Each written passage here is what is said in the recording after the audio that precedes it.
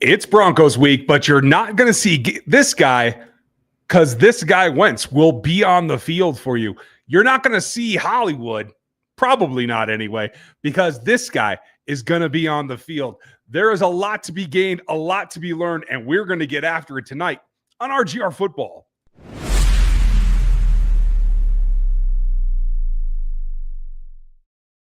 Welcome back, everybody. You can get in on the action right now at BetUS and use our code YouTube150. You can start playing today and get 150% on your sign-up bonus, up to 3 times, up to $2K. Get after it. I'm pretty excited about it, as you should be pretty excited about it. Welcome into RGR Football. I'm Ryan. This is Ryan going rogue. That's what RGR means. And I'm going solo for right now. We'll see if Dan can make it. He's got some family obligations, but we're going to get into it tonight because going to be a good Monday Night Football game. We're going to try to get you out of here on time. And obviously, with just one of us, it goes a little bit different. I'm going to get right into your questions because it's that nice time of year, right? That we just get to sit back and see what happens because nothing can knock your Chiefs out of the number 1 seed. And that's all that we're looking for. Make sure you like, sub, hit the bell, hit that thumbs up for us. That really goes a long, long way. And I hope that you guys are ready for it and getting ready for a brand new year as well. So I'm just going to say Happy New Year's to you now because there's a lot to go on here tonight. This is Monday Night Q&A. We didn't have a game yesterday, so no live stream post game. But tonight, you guys are going to drive the show. You're going to throw in your questions. I'm going to answer them, and we're going to get after it. And if Dan gets time, he'll jump in back here as well. So I'm going to get right to the ones that evidently something's gone wrong because a couple of the super chats have been lost. So I'm going to have to pull up a different spreadsheet. But I want to get to your questions and everything that I had started. Dez is up here. And Dez, we're always happy to see you. Hope you're doing well, buddy. Should we be worried about the CJ injury for the playoffs? I don't think so. I will tell you flat out that it is not a concern for me. I have had it in the back of my mind that they really needed to rest and they needed to take it easy with him. Certainly. No reason to press for what was a game last week that had they lost, they still could have played this week with their full arsenal and gotten it done. They only need to win one of the 2 remaining games. So give him it. And now that he won't play this week, there's no way Chris Jones is on the field this week. They don't need him. They don't need a win. And that's honestly what breaks it all down. That tells me that they're comfortable with where he's at and just resting him. And that's the way to go. I don't want him on the field because you don't need him. And there's no reason to stress him out. And I truly believe that that is the bigger deal. The longevity is the bigger deal. So I would not. I have nothing that I think that they can gain from it. I'm stacking up some of your questions now. If you guys want on the show, hit the super chat. I am unfortunately got a glitch here by myself where I cannot see some of the super chats. So I'm going to have to pull up a spreadsheet from before. So bear with me just a minute as we move on to the next topic. But Des, thank you always and good to see you. And welcome to the 21-month club. Appreciate it. Brandon, is there a Kelsey replacement in this draft? I think he plays one more season. And you may be right. There are some that think that he may retire after this because it has been a slow season for him. He does look a little physically more drained than normal. Age could be catching up to him. I don't really feel that. I think another one's in the cards, especially determined on the outcome of this particular game. I could definitely see him coming back. He could go even more. It all depends. I think we're in the year-to-year phase at this point where I don't think anything is set in stone, so to speak. I think he's going to reevaluate every single year and take it for what it's worth. Now, I am going to pull this sheet up here real quick if it's still updating, and it may not be, so I may have lost what I was trying to get done. So my apologies to everyone. Yep, unfortunately, my backup is not working. So if you put in a super chat before, please get back to us and just re-put your comments back in for those questions. And I would love to get to them. If you would just put, instead of the quote question marks at the beginning, just put a couple $ signs at the beginning, and then I'll know that that is a repeat of a previous super chat that I lost here because I joined the chat too early. I tried to get organized, you guys, and nothing good happens for me when that happens. So apologies. Hey, Terry, hope you're doing well. Nice to see you. Scott, nice to see you. Season begins. Yes, we are just about on it right now. Nice to see you, Steve. I saw Thundarius is in here as well. Nice to see you, buddy. Hope you're doing well down there. Looks like it's a good time. Excuse me. I do want to give everybody a heads up for those of you that are in the memberships, or if you get gifted a membership tonight, you get in at the lower level. But what it lets you do is come into the membership group in the community tab. And that's here on the homepage. And I should probably blow that up a little bit for you. So here on the RGR page, not on home where the videos are and all that stuff, right? Come over to community.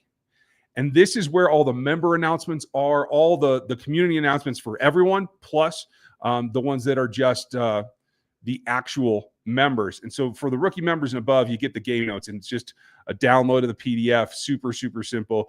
The rookies and above also get members-only content, a couple of extra deals. You can find that all in the community tab here, and get after that and see what you think, and give me some feedback. This last one that I was actually kind of happy to produce a few days ago, only about 35 people watched it. It's pretty down. I know it's the holiday and all that, but I wanted to make sure you members got your extra. So go ahead and check that out. Now, before we move on to more questions, I do want to tell you why I'm basing this on what I'm basing it on.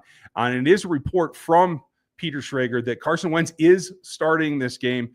Patrick obviously was not going to, but a lot of people were having some thoughts about, would Chris Oladokun come up and actually play this game? Doesn't look like it. Carson will start. I think Oladokun is going to get some snaps, certainly, but he's not going to be the primary quarterback in this game. Looks like Schrags has confirmed that. So I can't say that I have that on an independent source. So kudos to Schrags. He's still got stuff going on, and I wanted to put that out for him. So that's where you can get some of the information and some of the things that we'll base some things off of tonight. So, Jay, thank you, buddy. 17 months, almost a year and a half. We very much appreciate you. Let's go on them, Chiefs. They are coming for you. Got Brandon's. Thank you, bud. Got us kicked off with a real nice start.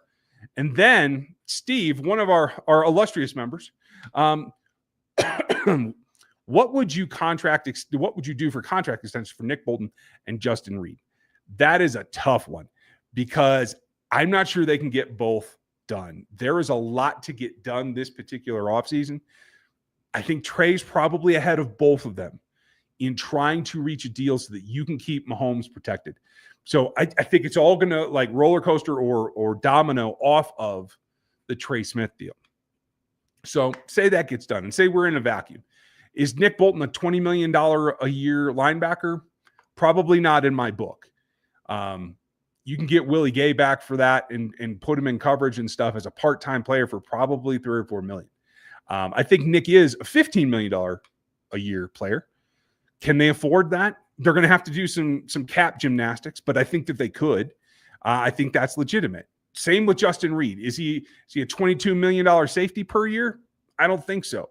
But he is a 14-ish per year player. And I think that that's good value, especially at his age. He's just hitting his peak now. He's 27, 28 years old.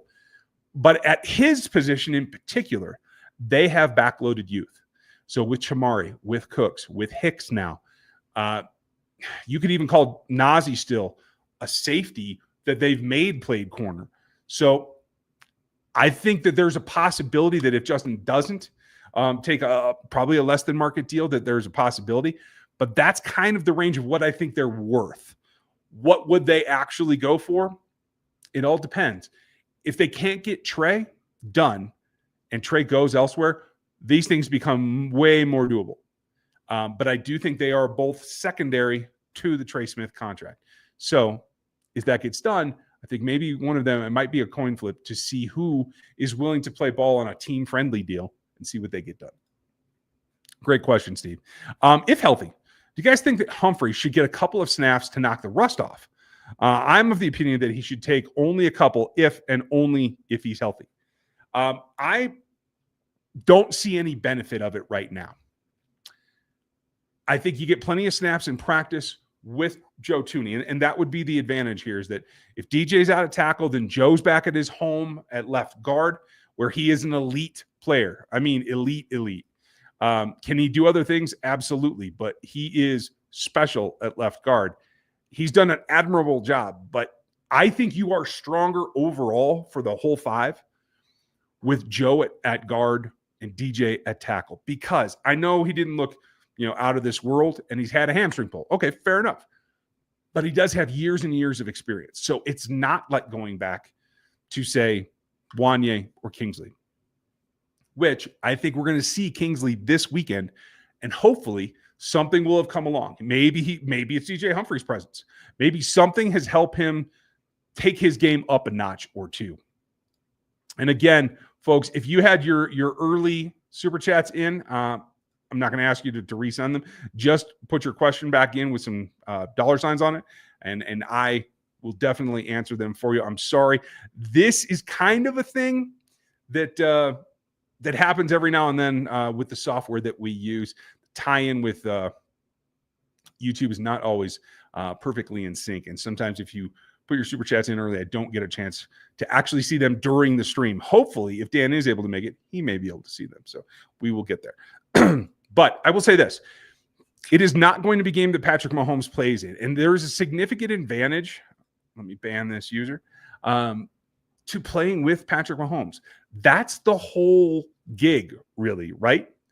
So it lowers, I think, what the benefit would be for DJ to play in this game. Yes, he would have time with Joe, time under real threat with Joe.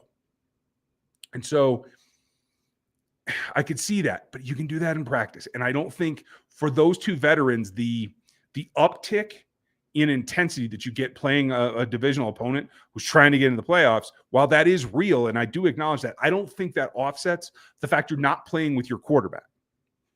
And so I would just give him more rest. He's an older player, obviously coming off of a significant injury. Generally, a soft tissue injury like a hamstring could mean or is a factor in trying to protect that knee. So give him a little bit more time. Let him build up that strength. Let him get better in football shape. He joined the team early and was pressed into action early. And I think that's part of the reason, if not the reason, for the hamstring pull. So I would not play him at all to answer your question, Goat, and I appreciate you asking it. Thank you very much. Thundarius, thank you, buddy. Good to see you. Merry Christmas to you, Cato. Nice to see you, buddy. And you have a happy new year too, as to all of you. I'm getting ready for it, and I think it's going to be a lot of fun. I'm really interested in the way the college football thing is going to go on. I have a piece coming on NFL 33 about Belichick and him going back to college and the whole 9 yards and what I think of that. So don't miss it. Come over there. It's a cheap subscription. Just get on NFL 33.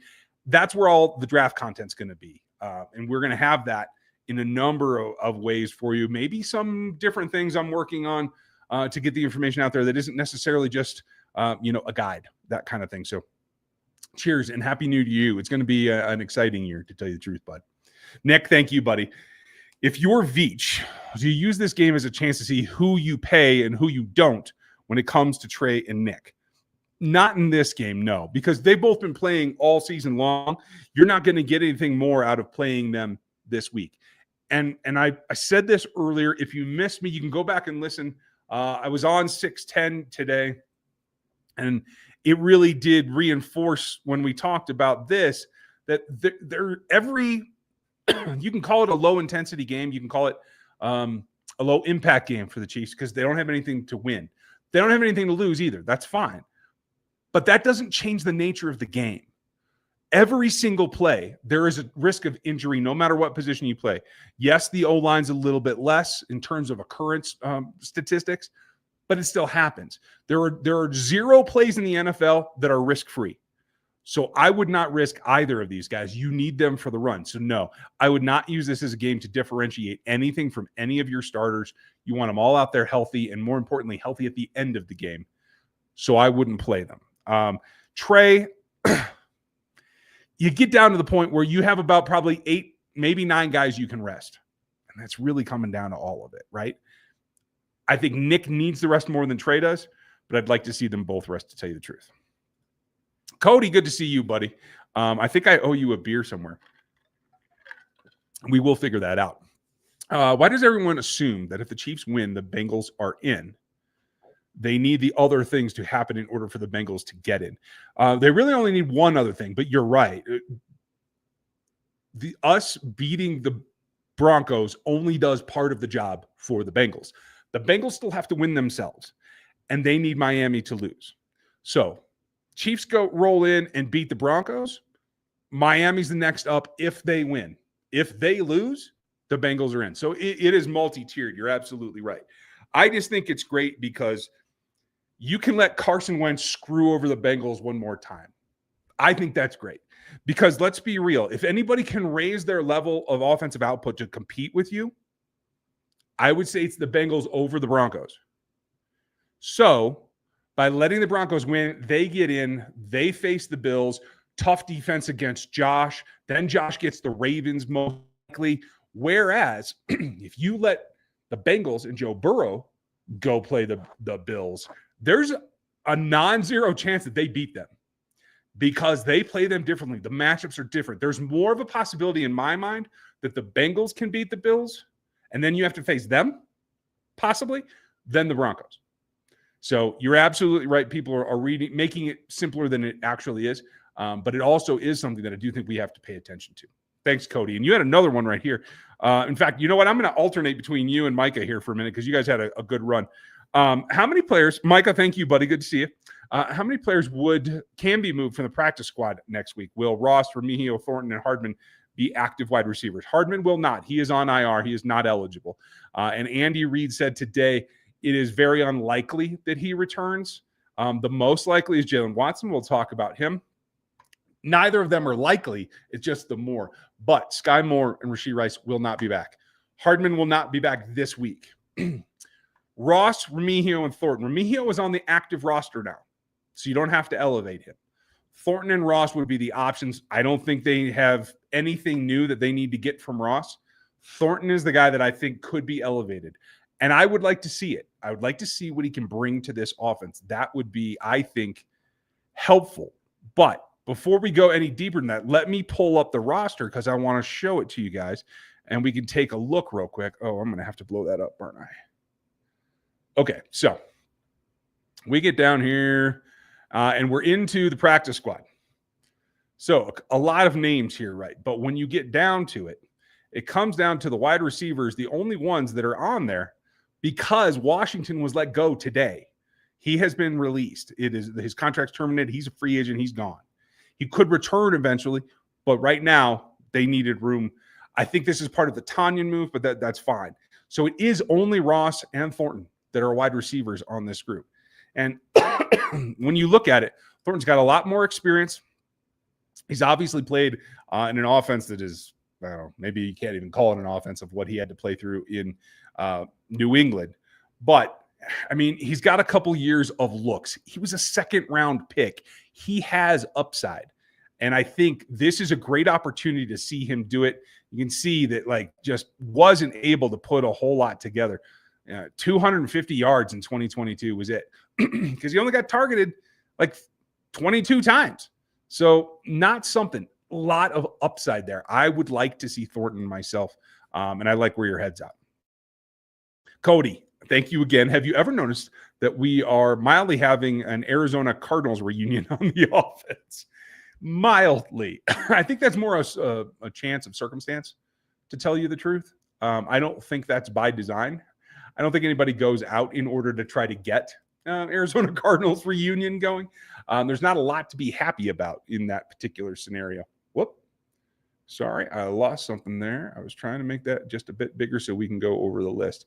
And what it did, I think, was kick out the images, which is something that I actually like, but, we're going to come back to it.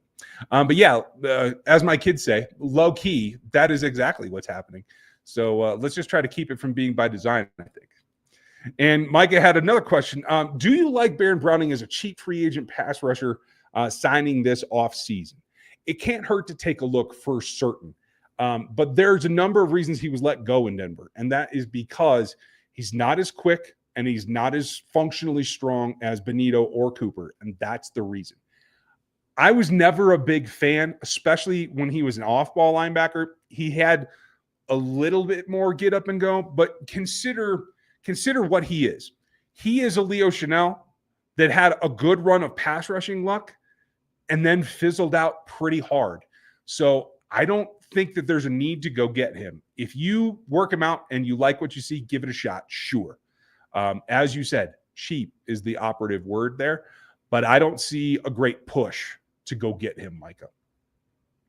What do you think about Jonas Savalle or Blake Miller? You know, I've seen Savalle Nea, I think is how that's actually said, but I got to work on that. I've seen him a little bit, haven't watched Blake Miller. So just kind of holding back on some of those opinions to this point. This is my normal process. You know, Dan's working for Draft Network, so he's on it year round. I am not. I am back to my normal pattern where I actually function just like the GMs do. I let the scouts scout. When I see that about playoff time is where I start watching film. So in a couple of weeks, I'll have some ideas for you. And let's see, another from Micah. I'll get back to that. Great pod. Thank you, sir. Chiefs play at Dallas next year. It's Mahomes' first start in his hometown area. Do you think it will be a Thanksgiving Day game? It certainly sounds like it has the makings of it, right? And not only that, but it'll be a Rashee Rice return too, if he's available. We don't know what's going to happen with Rashee Rice. I think it's a very scary wide receiver unit if the suspension is small, negligible, shall we call it, which I am very much hopeful for. So we got to see that too, because I think that also adds a number of motivational points, to call it that. I'm grabbing some more questions. If you guys have them, if you want on the show tonight, hit the super chat for sure.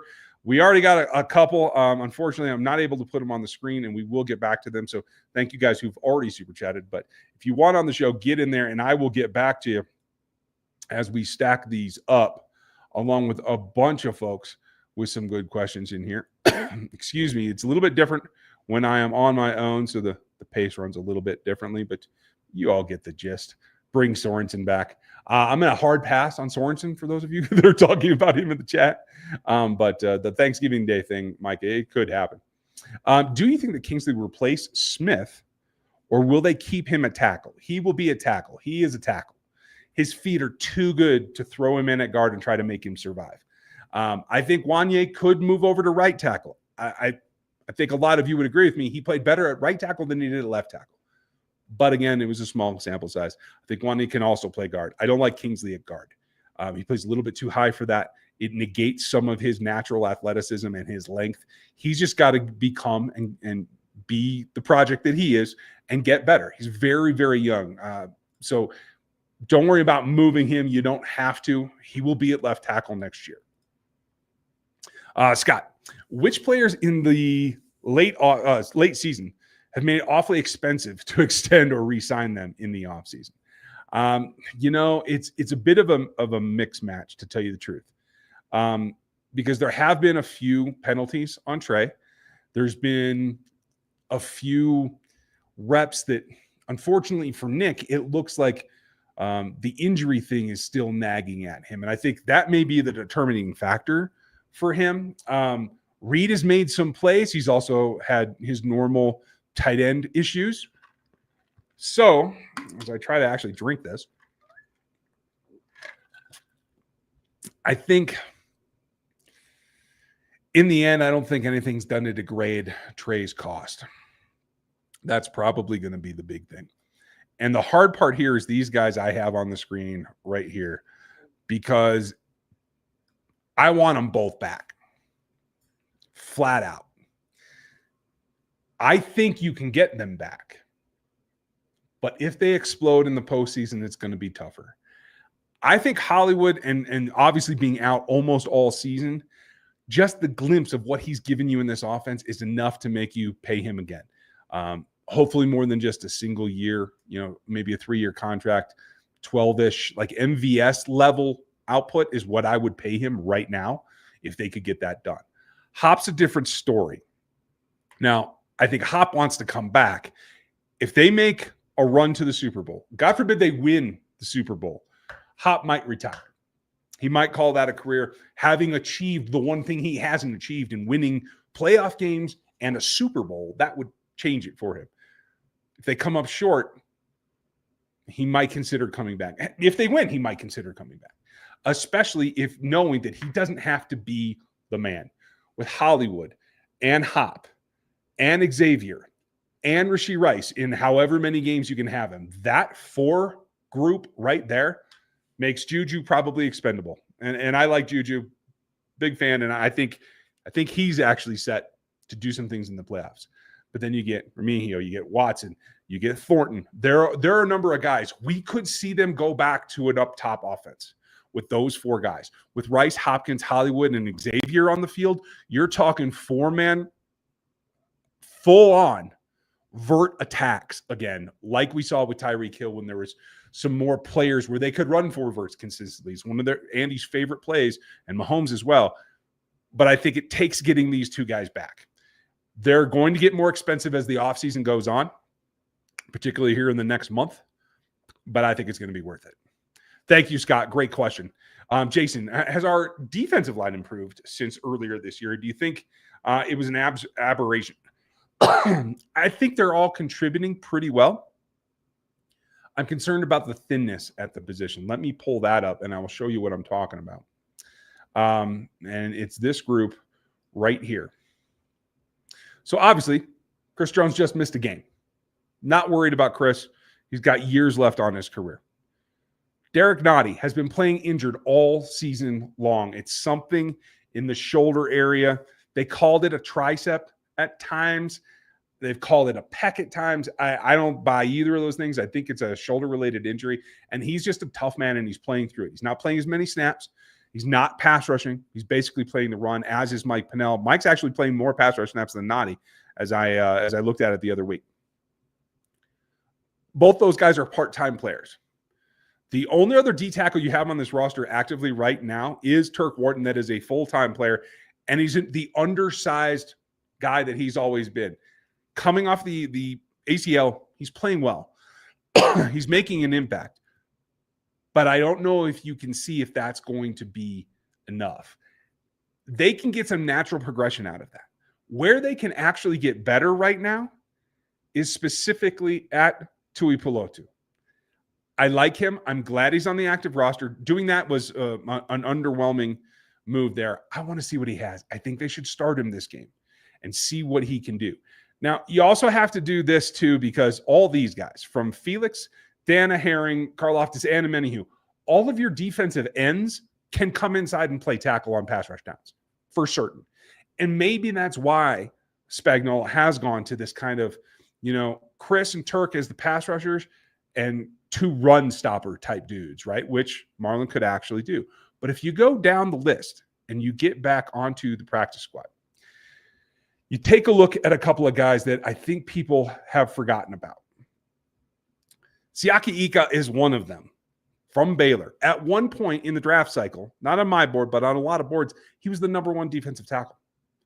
The dude is a mountain. 335, I think, is being very generous, but he is 6'3". He's another guy that could grow into a role that could be good for the Kansas City Chiefs. You can see here, not a ton of games played, right? Just 4 in Cleveland last year. But he has the upside there. He is a guy that can play a role, much like Pennell and Nottie have, and get you some of that upside that you're looking for. You guys know how I feel about my guy, Fabian Lovett. I think he's got a ton of potential. Again, another 6'3". 316 does seem to be about right for him. I'd like to see him get some snaps too. Hasn't done anything.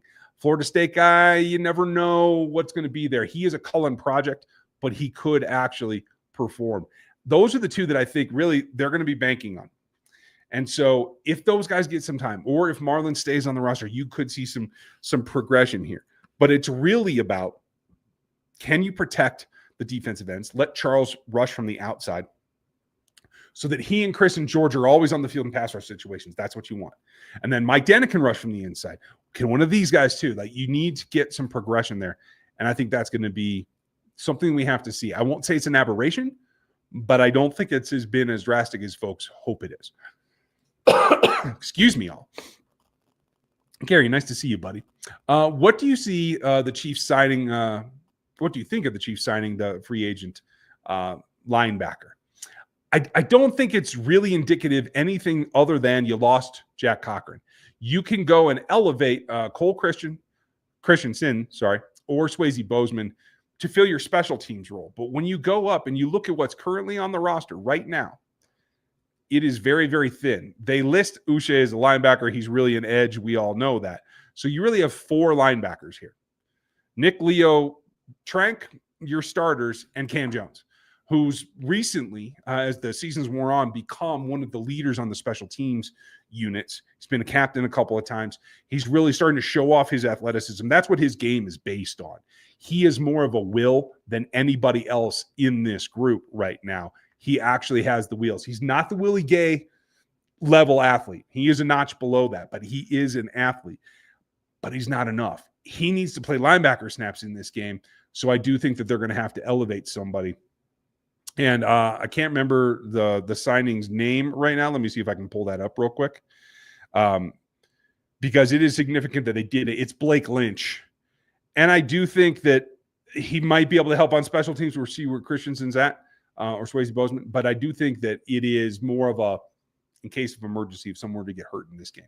Because I do think that it's more about Cam playing defense. Senior Bowl travel happening. Dan will be at the Senior Bowl. I will be, where will I be? This is the first year in 8 years I'm not going to the Senior Bowl myself. My daughters are of the age now where they compete AAU national tournaments, that kind of thing in their sports. And I will be traveling with one of their teams that weekend. So I'm going to miss it for the first time in quite a while. But we will have content from where Dan is, and he's going to be breaking it down for us. And obviously we'll do our normal thing. I've been working the draft for 20 years and only went to the Senior Bowl the last several. So it's not like it's a requirement. Might be going to the combine depending on that schedule as well, Scott. But we'll have plenty of takes for you, and we'll break it all down as we go through like we usually do. Bacon, lettuce, and tomato. Nice to see you. I'm not sure who you were talking about. Odd take. Honestly, I think that Sean Payton has been fine for y'all. Not great, but good enough. Okay, this was not a comment for me, evidently. I just grabbed it by mistake. I agree with that, though, because I do think Sean is a quality coach. It's kind of a two-edged sword for me because I like Bo Nix, and I liked him ever since he went to Oregon. So to see him play for a division rival, I don't really dig. But what can I do? I do still like the player and his skill set and his story, meaning that he was an utter failure at Auburn. I mean, an utter failure, especially as a legacy. Like there was so much pressure heaped on him. He goes to a modern offense on the West Coast where nobody watches him and everybody forgets about him. Same thing with Penix in Washington, right? Two of my top three quarterbacks. Now they're starting to come along. Do I wish it was in the AFC West? No, I'm not really happy about that, but I can't change it.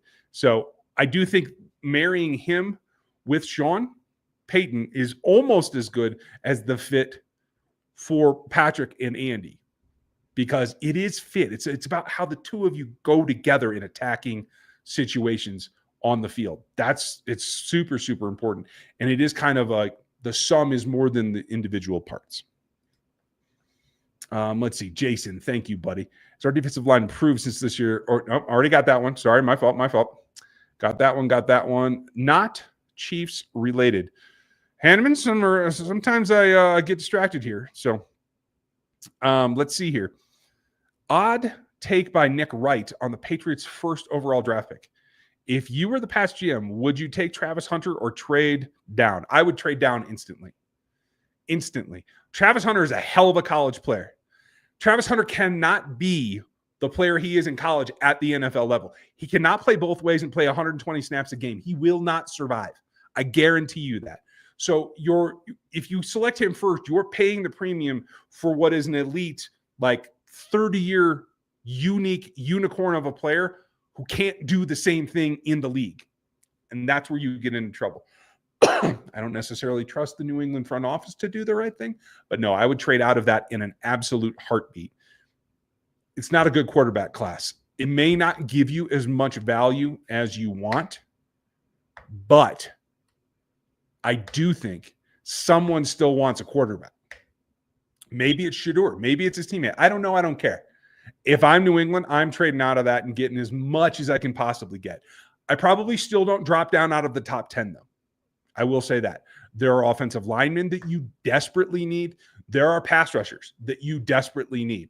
So for them, I think that would be important to stay in the top 10 and get an A-level blue chip talent. That's what I would be doing. Thanks.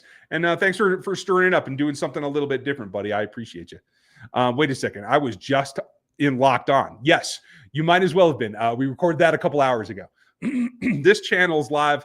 Lockdown, we record ahead of time, and then we post it as a live stream of what we recorded because that's what the network does. So Chris may have actually timed that to overlap this, but hey, sorry if we threw you out there. I'm not in two places at once, I promise you. Jeremy, nice to see you, buddy. What rookie this year in the NFL have you been most impressed about? Any you see you were wrong about? There's plenty that I was wrong about, and it's probably the same person here. I had Jaden Daniels as a talent, as a top 5 quarterback, a guy that would be a good quarterback in the end. He has been better than I thought he would be. I am impressed by his ability to make the transition. Now, I know that it's not perfect. I know he takes more sacks than he should, as does Caleb Williams. This is a thing with the creators that I think really you can train out, and usually it takes a while. So it is Jaden that has most impressed me, and it is Jaden that surprised me a little bit. I thought he would get to be a very good quarterback year 3, maybe year 2, if he got with the right coordinator. They've done a very good job at letting Jaden be Jaden in this offense, but it does come with its risks and its downsides as well. So unfortunately, probably be the same guy for me. The guy that I am, he's not a rookie, but but the guy that I am definitely not wrong on is Anthony Richardson. It's over. That whole organization is going to collapse because of that selection. And I'm sorry to see it happen to Chris Ballard, but that was terrible. And it was terrible from the get-go. And unfortunately, you get what you deserve. Who else was I wrong about? Malik Neighbors is a little bit better than I expected him to be. Trying to think of who else has surprised me. Braden Fisk, I had in the 50s as a non-first round selection, I believe, when it came down. Maybe it was 45, but he's really been coming on lately, and so maybe I underestimated him as well and was too low on him. But thanks for asking, Jeremy. And once we get past the Super Bowl, we'll be reviewing all that on this channel, for not just for the Chiefs, but what we do in general for all of our draft evaluations as we start up on the new class. Nick, thank you, bud. In regards to my last question, I meant if there's someone who can step up and fill their role, like, for example, Norzan can step up and fill Trey's role at this point. You don't have to pay Trey. You're absolutely right. And Norzan's one of the guys that I want to see in this game the most, because I think the staff is excited about him. From what I've heard inside the building, they're very excited about him. So Norzan in particular is a guy that I'm really excited to see. He's not alone. I don't want to demonize anyone, but there are other players that I do want to see. I'm big on Hendershot. I liked him coming out. I like Wiley, and I think the two of them could be the tandem working with Noah for the future. But I got to see it a little bit more, I do have to admit. And then there's one other player that comes to mind that I do think could step up and play a role. And I am desperately trying to find him because I always mess up his name. And I'm almost there.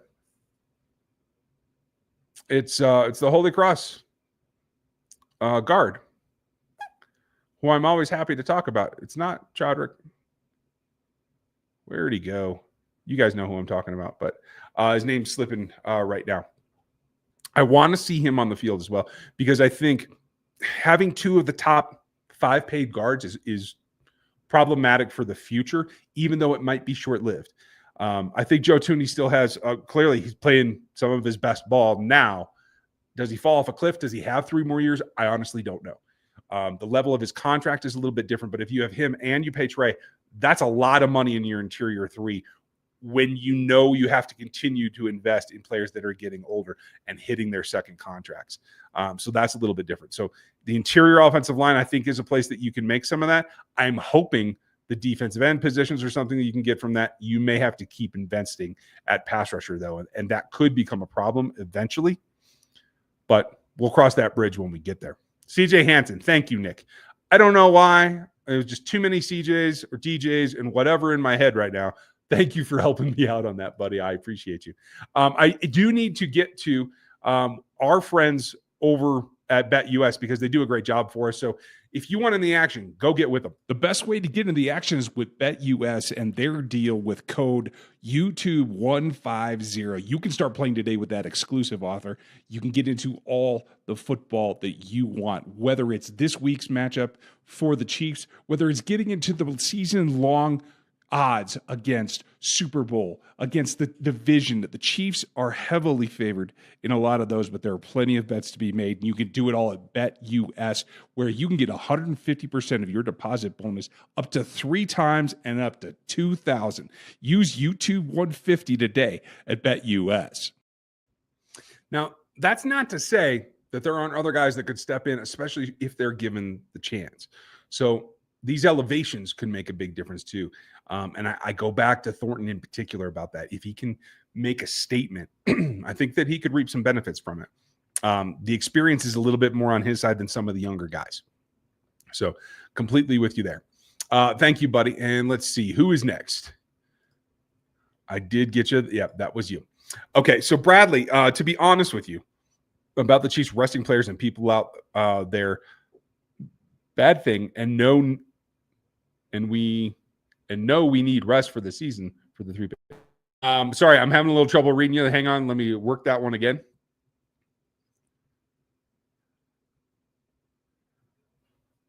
We do need rest. I think you're with me. Yeah, and people come up with all kinds of things, and they hear things from people wherever, whatever. I don't think there was any question. They were going to rest as many guys as they possibly could, especially their starters, no matter what, because that's what Andy does. If anybody else, especially in the pseudo media, suggested otherwise, then they're just making stuff up for clicks.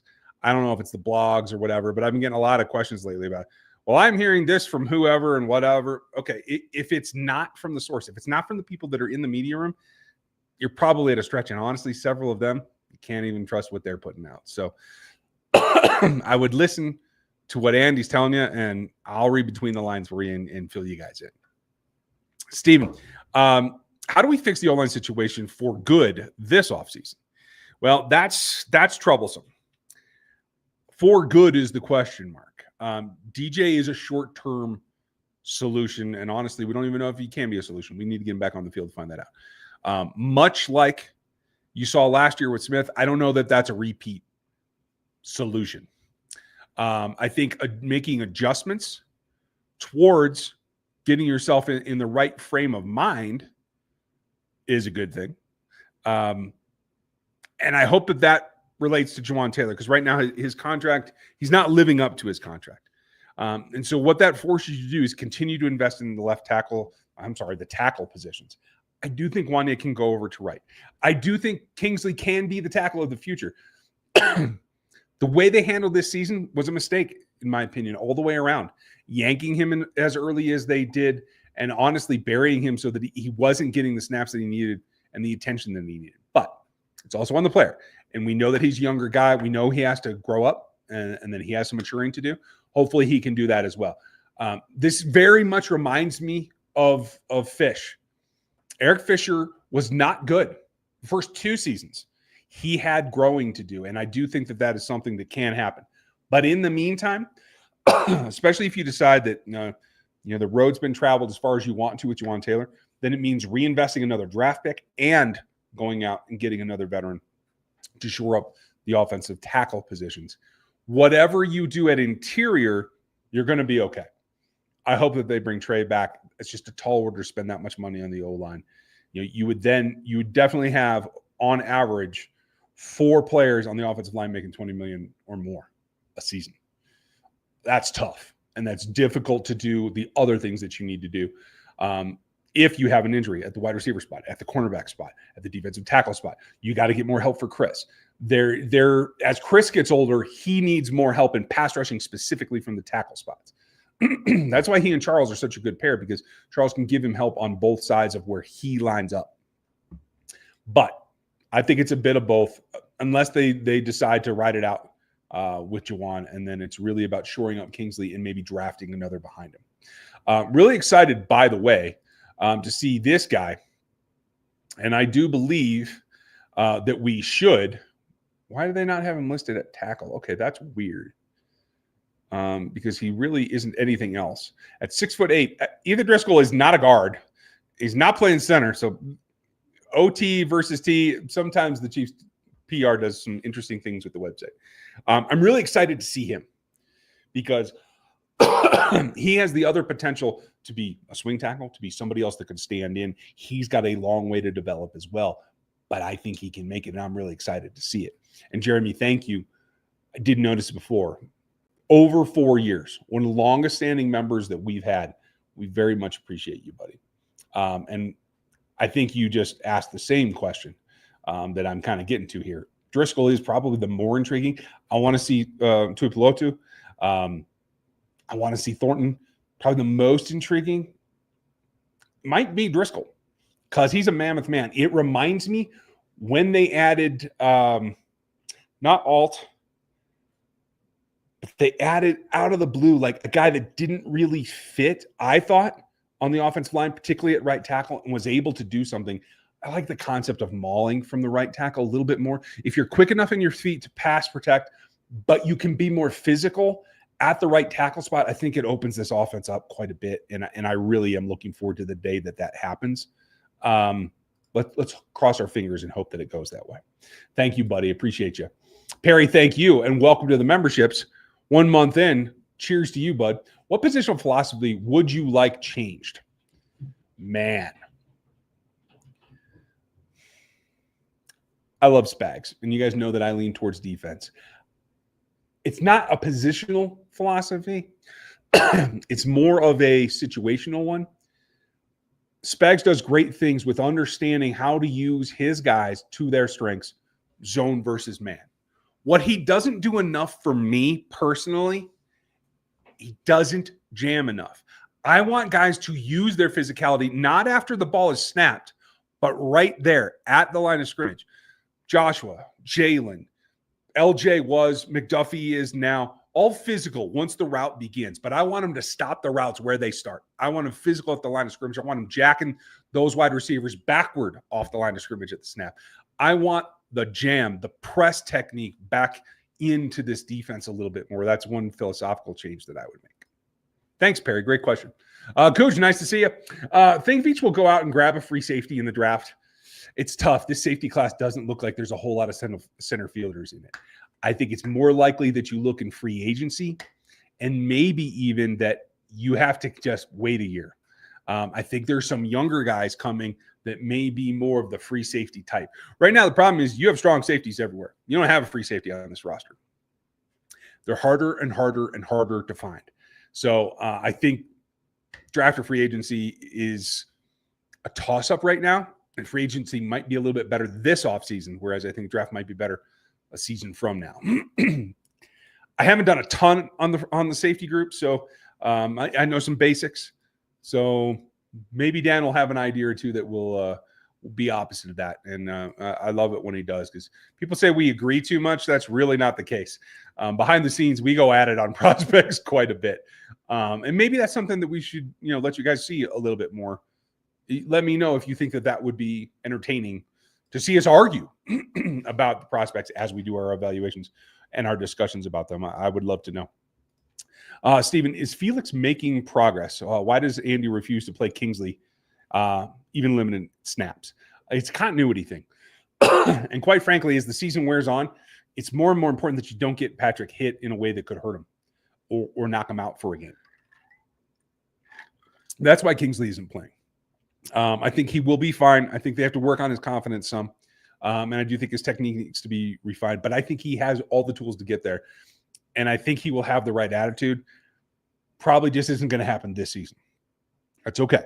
We're going to find out. I hope that he gets the start against the Broncos, and we get to see where he is right now. That may be very informing.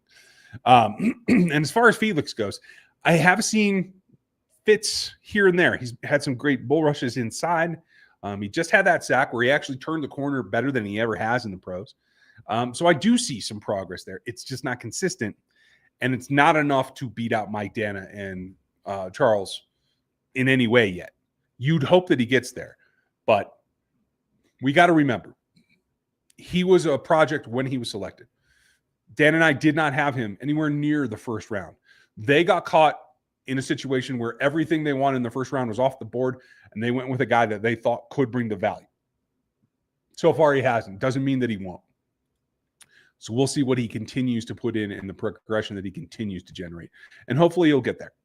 I'm feeling good about it. I know Willie Gay will be free agent in 25 and Colin Saunders to come to the Chiefs. Would you sign and bring them back? Yes, absolutely. I bring both of them back. They'll be affordable. They'll be motivated. And I think culturally, having gone somewhere else and seen the way other teams do things, I think they will be, more productive back in the fold. I would bring both of them back if I could.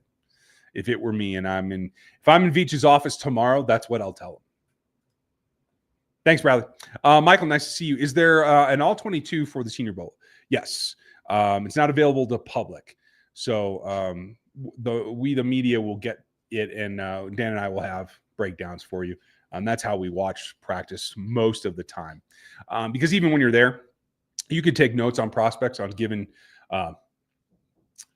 groupings, given sessions, but I can't see the whole field. When I'm looking at D-line, I'm not able to see what the wide receivers are doing on the other side of the field, right? It is a singular practice field. So you do have to go back and watch the all-22.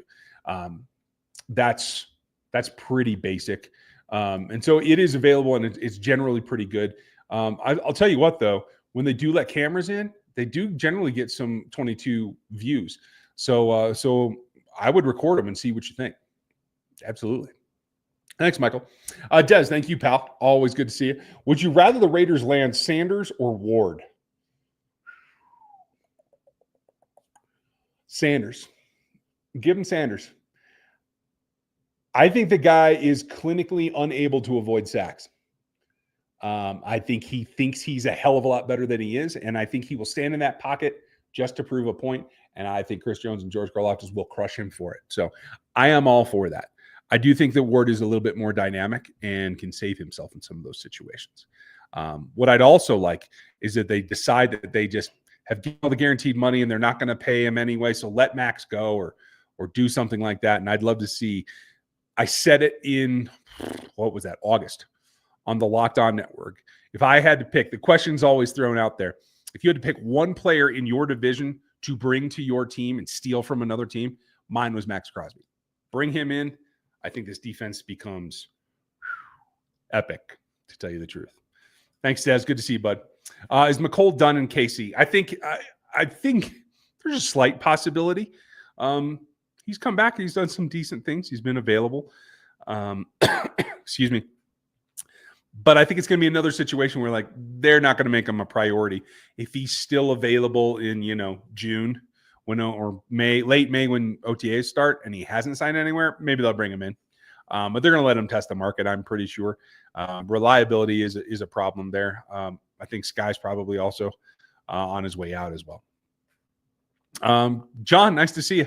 First Chiefs game ever was amazing. Well, good. I hope you had a blast. P15 was amazing to behold in person, smooth and in command. You hit the right part of the season too, buddy. I hate to tell you. Might not have been as great earlier in the year. The atmosphere is electric. I love that. And the all-white unis, like in 90, the start of my Chiefs love. Well, good for you. I don't dig the all-whites, but I'm glad that you do, and I'm glad you got it. So that's a hell of a first game. So congrats to you, buddy. Buzzed. Appreciate you. I'm going to the Sun Bowl, Louisville versus Washington tomorrow. Is there anyone that I should keep an eye on that might be in a Chiefs uniform soon? The number one for me, just off the top of my head, I do like the running back from Washington. I can't remember his name, but it's Ashley Galot, Louisville's defensive line. He was an edge last year. They've been running him at tackle this year. He's a little bit of everything, kind of like Mike Dana, but he's longer, he's more explosive, and he's stronger at the point. So I would watch him. I want to say he wears 10, but I'm not 100%. So check me on that, Buzz. But let me know what you think. Michael, how are you going to see Steele make it back next year? Steele will be there. He's the only fullback they got. Andy wants to have a fullback. And he's a fullback plus in that he can run the ball as well. I don't think that that's any major question, to be honest. What they need to do is, I don't think that they're going to have Kareem back. I think it will be Pops. And I think they need somebody that is a little bit more of a speed back, a true get outside the tackles and pop one. Pops has got some speed, but he doesn't achieve that high gear where he runs away from everybody enough for me. So I do think that there is that. And then I think you can get a lower down power back. I'd love to see Devin Neal from KU. I do think he'll be a mid-day 3, maybe even a late day 3, maybe even a UDFA. Running backs, everybody's in love with the running backs this year. They're still just running backs. And I don't know that the league is going to put as much investment to them early as a lot of people think. So I do think there'll be some value on day 3. Casey, nice to see you. If you were Jaden, if that were Jaden, he'd be down at the 1-yard line just like last night. I must have missed something, so apologies like that. I'm excited to see the backups in the coming game. I am as well, and I'm glad that you said that because excited is a good way to put it. There's a lot of good scouting you can do for your team for next year right now. Coach, thank you. Appreciate you very much. I'm going to do a last call for Super Chats, and then we are going to get on down the road, and so I can watch some ball as well. So let's see. Yep, fair enough. It is early for draft talk. Fair enough. But, Coach, thank you. I'm curious to know what position you prioritize in the first couple of rounds. I mean, I know it sucks to say it over and over and over and over. But the way things have worked out with injuries, with draft picks not maturing as fast as you want, the top 3 are still wide receiver, tackle, and edge. They have to be. It's just tough. If you lose someone big, like a Nick Bolton or like a Trey, it really depends on what we see this game as to who's ready to step in there or if that you have to go out and get someone. But you're talking about maybe not having Brown, maybe not having Hop, right? Maybe Rasheed is on suspension. So you have Xavier and you have Watson under contract. I think Sky has one more year. I could be wrong. So maybe you got that. I don't think so. So you got to go get wide receiver talent. If Charles Omenihu isn't back, he will be a free agent, I believe. What are you looking at edge?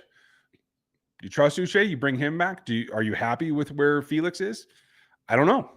I think you got to look at edge too. It's a deep and good edge class from what I understand. I haven't seen them all. And a lot of them are like 3-4 outside linebackers like Pierce. Everyone's going to tell you about Pierce. Pierce is not a Chiefs guy. Nope. No. He's a speed rusher. He's undersized. Not somebody Spags is going to want to play. But still got to look at that position. It's still got to be a priority. And obviously we talked about the tackles a ton. So that's where I kind of see it though, Coach. And Sam, and we're going to wrap with you, buddy. Appreciate you. I know the channel has the talent, but does it have the knowledge to be the green dot? I think Chanel can be, and I assume you're talking about Leo rather than this channel. Sorry, I read that wrong. He's done it before. He did it at Wisconsin. He called the defense there. I have no doubt that he can. Trank is still under contract, so we'd likely go to him is the only thing. But I wouldn't mind seeing the two of them kind of trade it off and be co-leaders out there. But you definitely have to up your wills then, because Cam would probably be the next will out of that if you didn't have Nick and you couldn't keep Trank at will. So that requires a specific athletic profile and a certain amount of coverage ability that is harder and harder to find. So that's a tall order. That might have to be another draft pick as well.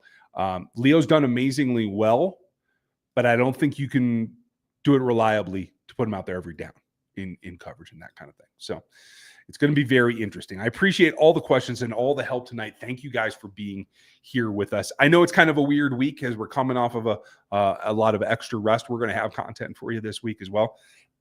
Excuse me, even through the holiday. So enjoy yourselves. Enjoy your week. Check back with us. I'll try to maybe do some smaller, shorter things for you this week as well. So we should have Gary back as well off of vacation. We're going to do a lot, and it's week 17. I'm sorry, it's game 17. It's week 18. But there are some repercussions here. So let's hope that the Chiefs can go ahead and blast out and keep the Bengals out of the playoffs. just a little side bonus makes me happy. So have a great night. Thanks for being with us. We'll talk to you next time.